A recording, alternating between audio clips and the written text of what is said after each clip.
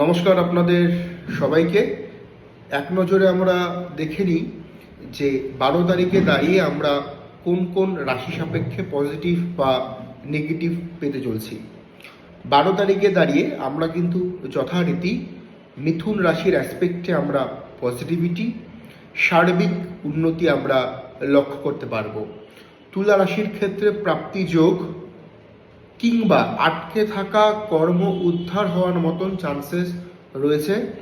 প্রেমজ সম্পর্ক শুভ, প্রেমজ সম্পর্ক ভালো হতে চলছে তুলার।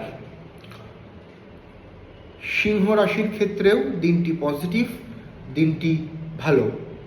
কুম্ভ রাশির ক্ষেত্রে এডুকেশন বা কর্ম রিলেটেড কাজে সাফল্য লক্ষ্য করা যায় 12 তারিখে দাঁড়িয়ে। নেগেটিভিটি আমরা লক্ষ্য করতে পারবো বৃষ রাশিতে, নেগেটিভিটি আমরা লক্ষ্য করতে পারবো ধনু রাশির জাতক এবং জাতিকাদের মধ্যে। ধনু রাশির আজকের দিনে দাঁড়িয়ে 12 তারিখে কোনোভাবে লগ্নি ইনভেস্টমেন্ট বা বড় আর্থিক ডিসিশন নেওয়াটা সঠিক হবে না। এছাড়া যে রাশিগুলোর কথা উল্লেখ করলাম না, তারা আজকের দিনে দাঁড়িয়ে অ্যাভারেজ ফল প্রাপ্ত করতে চলছেন। নমস্কার।